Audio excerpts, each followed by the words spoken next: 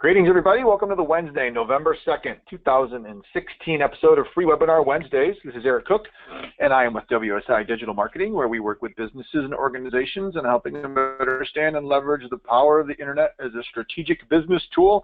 You can learn more about me and WSI at www.poweredbywsi.com. My good friend and Free Webinar Wednesday partner, Mr. Jeff Simpkins, is unavailable today. He is actually traveling. I believe he's at a conference someplace in Texas. So we wish Jeff well. And for those of you that are listening either live or catch this on the replay, if you are in the banking space and interested in all of the cool stuff that Jeff does for banking clients and operational assessments and other sorts of technology planning, you can learn more about Jeff at communitybankconsulting.com. As it shows on the screen, we obviously did not have a Free Webinar Wednesdays last week. I was out gallivanting around the countryside with my wife and friends in our little RVs and did a little bit of a road trip to Cleveland and checked out the Rock and Roll Hall of Fame, and then did some camping down in southern Indiana. Was able to stay somewhat engaged through the wonders of technology and Wi-Fi hotspots, but unfortunately was on the road on Wednesday, so we did have to cancel the show. And now that I am back playing catch-up, you can see that I did not have time to actually post a notification for this week's show, but I do appreciate those of you that are joining live for coming back week after week. In case you are a first-time flyer here at Free Webinar Wednesdays, all of our shows that we do have are recorded and made available at freewebinarwednesdays.com. And if you've got thoughts, comments, questions, feedback, whatever, feel free to use the chat functionality in your control panel over on the right-hand side of your screen and let me know. Would be great to hear from you. Just a couple of updates that I wanted to share today, particularly in the areas of Facebook and customer service, and how Twitter is implementing something that I think I talked about a couple of shows ago, and you may have caught that I actually was in my WSI Facebook page. Wanted to show you one of the functions that we're talking with our clients on now.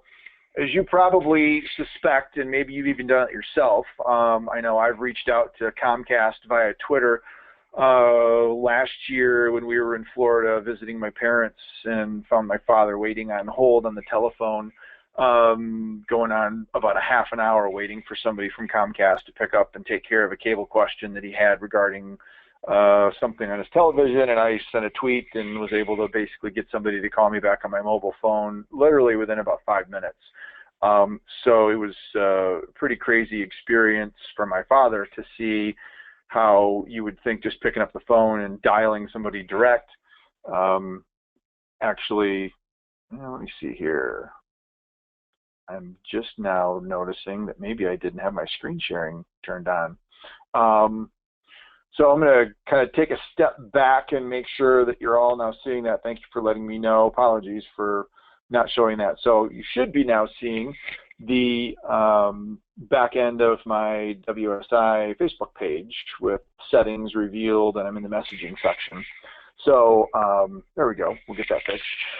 So you're seeing that. But anyway, how customer service is evolving into the social world and being able to reach out to businesses through social media, which might be maybe a non-traditional channel for you as a business if you're not necessarily prepared for it, but it's certainly not a foreign channel to consumers.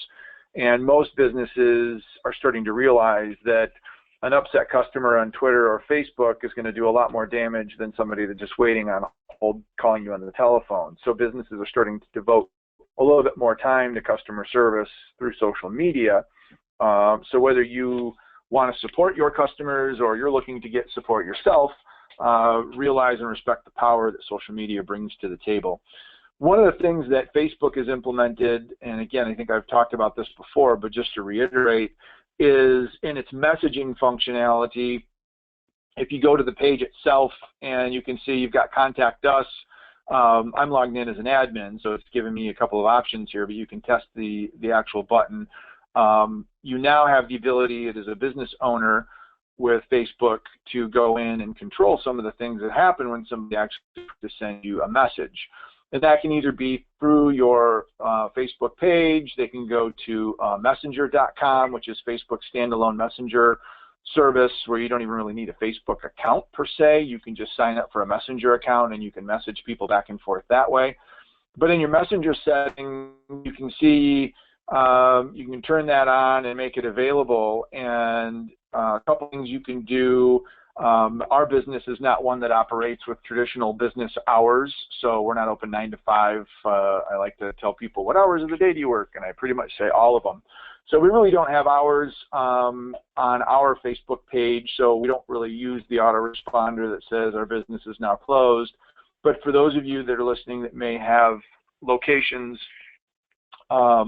that operate within a set hour period, you can go in and you can actually set that so if somebody tries to send you a message in Facebook and it's after the time that the office or the business is closed, you can send them back a note that will only show when you are closed according to the hours that you set on Facebook. But you can also set instant replies and a messenger greeting as well.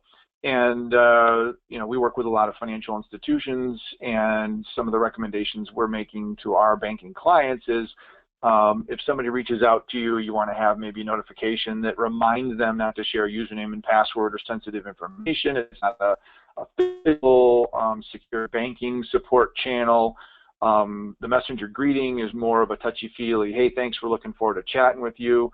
But you can turn these on, test them, make sure, and your compliance department, and even if it's just from a pure customer service and you're not a bank, these are areas that are nice to add to the actual customer messaging experience. One of the things that I noticed, and I got a couple of articles from Social Media Today, they just both happen to be from Social Media Today. This one actually came across yesterday, and I mentioned in my introduction the fact that I reached out to Comcast via Twitter and was able to get somebody to call me back really quick. You can see customer service inquiries by platform. Even though Facebook supports that, more and more people are going to Twitter. Twitter's getting a bad rap. You know, they're for sale. Nobody wants to buy them because of all the trolling and everything else that's going on. But it's still a pretty actively used network, and if you set up a way for your customers to reach out to you, maybe a dedicated Twitter handle, and you just put _support after your name or something along those lines, that can be a great way of making yourself reachable. You just got to make sure. But Twitter announced that they're in the process of actually creating a similar ability where you can kind of go back. And here's an example of Evernote and their support channel. When you tweet to them, you've got an auto response that can go ahead and send back a note. And you've got some ticketing issues and other sorts of things, which kind of go beyond what the folks at Facebook have actually created. So kind of some cool things that Twitter's doing, and especially from a business utilization perspective. I don't know as if these features are rolled out to everybody on Twitter, but certainly something to keep an eye on and think about it from a customer service perspective. Another article that I caught the other day that just talks about some features, and these are, you know, some Twitter, some Facebook. I mentioned some of the spamming and trolling issues that Twitter experiences. You can now set up filters within Twitter, and you can mute specific words. And I'm hoping that the majority of folks that are tuning into Free Webinar Wednesdays are not being trolled actively by people that are looking to, you know, rattle their chain. But if you are, there's some ways where you can go in and you can actually mute specific words and other sorts of things.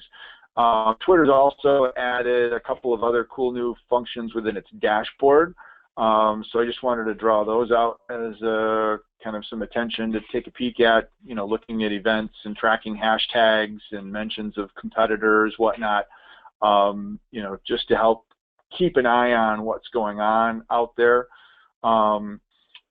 Apple has a render mode where they're just providing the ability to kind of strip information out. I think this is very similar to, you know, if you were to dump something into a Pocket or a Instagram, and Evernote, where you can kind of strip out the information.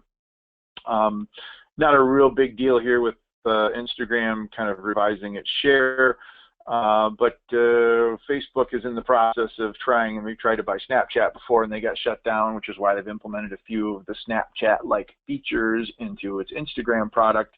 But you can see there's a Asia version of Snapchat called Snow, and they're in the process of going after some of that. Facebook is also implementing some of the filter capabilities, so you can kind of get an idea. There's a little Halloween dude kind of putting a little filter on the Facebook Live video capabilities. And so video continues to be a pretty prominent, pretty important area to give consideration to. We've got some of our clients that have started using video pretty successfully. We've got a real estate agent that's doing video every Friday morning, talking about different properties and areas within the communities that she serves that are starting to get some good traction. And one of the banks that I'm familiar with up in Sheboygan, Michigan, Citizens National Bank of Sheboygan, would encourage you to check out their Facebook page. Recently they ended for Halloween. They've always done just a bang-up job decorating their office and getting into the Halloween spirit. At Citizens Facebook page, they did a live streaming video of their office all dolled up for Pokemon Go, which was super cool, and they've got some pretty good artists and some talent there, and all the employees were dressed up, and you know, looking at some of the metrics, they've obviously exceeded typical posts by using video, which is getting shared and distributed all over the place. So video can certainly be a huge boon to your visibility, especially if you get people to share that with their network. A couple of the last things that I wanted to talk about, don't really have any articles on those. This will be somewhat of an abbreviated show, probably no more than a half an hour. So with regards to Facebook and its Messenger app, a couple of interesting things happened over the last couple of days that I just want to make you aware of. One of them has a little bit of a banking implication to it, which might scare the heck out of the bankers in the audience. But from a consumer perspective, I had somebody recently share an experience where they had to send money to a relative for a birthday. So they wanted to send $80 to their sister, and it was scary. I believe the words were, it was scary how easy it was to send money through Facebook. And you know, Facebook has where you've got the little coin in your Messenger. You can click on that. It gives you the ability to send money to anybody. A lot of financial institutions offer person-to-person, commonly referred to as P2P payment capabilities. Venmo, PayPal, some of the others give you the ability to do that as well. But within Facebook, essentially, the only thing that this individual had to type was 80, which was the dollar amount that they wanted to send. They went ahead and touched the little payment. It brought up their camera, so he basically took a picture or scanned his debit card. Facebook pulled the information off of the debit card, didn't take a picture or keep it, but just used the camera to gather the necessary information for payment, and then went ahead and he picked his sister from his list of friends on Messenger and said, I want to send her $80. And out of curiosity, just said, you know, let me know how quickly you get it. Within, he said, literally minutes, she indicated that the money was in her checking account. So he used a debit card, so it pulled money out of his checking account. She used a debit card, so it put money into her checking account. And everything happened virtually instantaneously. And when I asked if he was charged or she had any fee deducted from the $80, he said no. It basically all happened directly through Facebook and within minutes, and all he had to do was just manually type in the dollar amount. So when you start thinking about convenience and disruption, one of the things we oftentimes talk about when I do conferences is, you know, the Uber-like experience, and I often refer to Uber as the word is frictionless because it's just so easy. You get in, you get out. I mean, even on our on our camping trip, we ended up spending a day in Louisville, and they actually have a campground right across the river, rather urban camping, but camping nonetheless. And we hailed an Uber, and our friends had been in an Uber before. And when we got to the Muhammad Ali museum, we just got out, and he says, well, how do you pay the guy? And said, well, everything just kind of happens in the app, and it just does. And he was blown away by that because he hadn't experienced Uber before.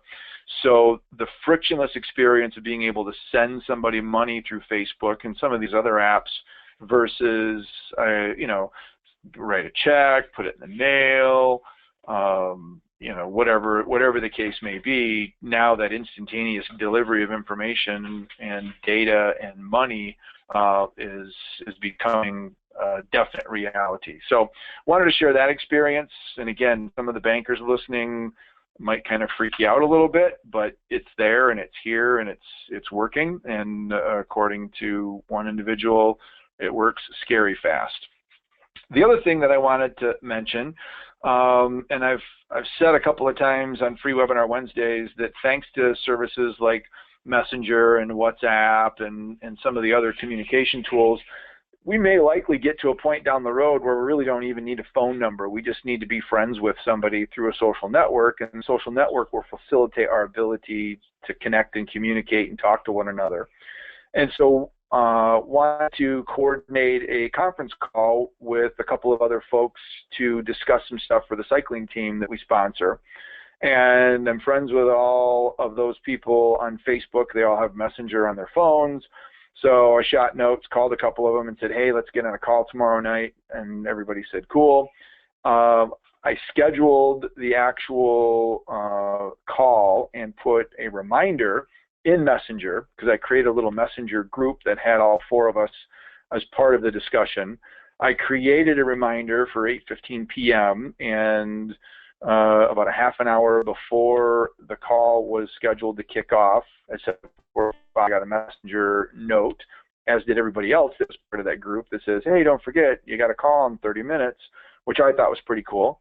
And then another reminder happened just before the call was supposed to start.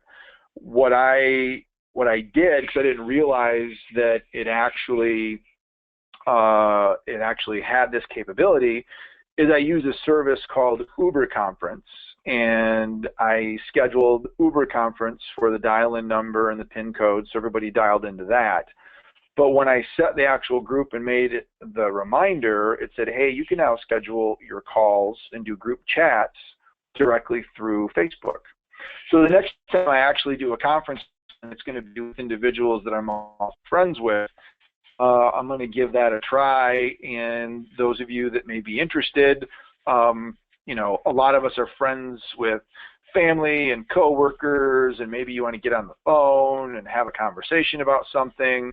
You know, typically my go-to app for that has been Skype, but not everybody has a Skype account. Facebook seems to be a little bit more universally accepted. The next time I go and actually create a group call, because we're in the process of talking about jersey designs and clothing and all sorts of other stuff for the team, we'll go ahead and we'll give the Facebook a shot. What that will do is it connects to your phone using a data connection. So my suspicion is it's going to be best if the participants are on a Wi-Fi, because you may not have necessarily a great signal.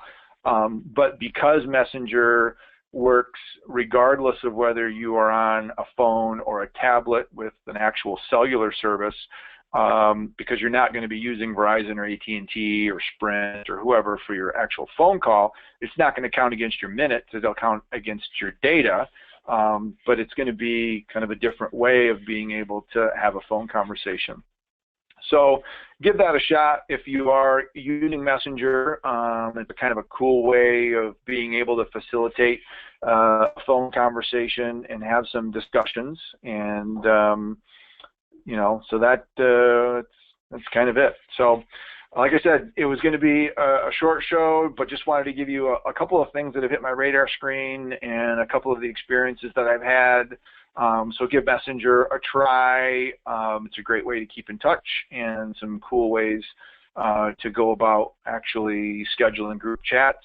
Double check on your page settings. If you are a page manager, be sure to go in and take a look at your messenger options and see whether you have got, or if it would make sense to provide some instant greetings and some instant notifications.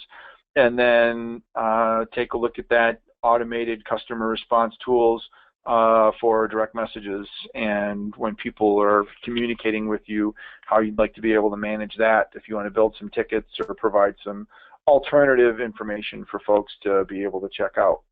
So we are at 1:23. I said we'd be less than a half an hour, and I beat it by 7 minutes. So depending on how long it takes for me to do my wrap-up, we'll be out of here shortly. But appreciate you joining me. Again, apologies for not posting an official webinar notification, but I was glad that those of you that are attending live made it. But we'll get this recording, shorter recording, taken care of and posted up to freewebinarwednesdays.com. So until then, we'll look forward to seeing you online and at freewebinarwednesdays.com. And have a great week, everybody. Take care. Bye-bye.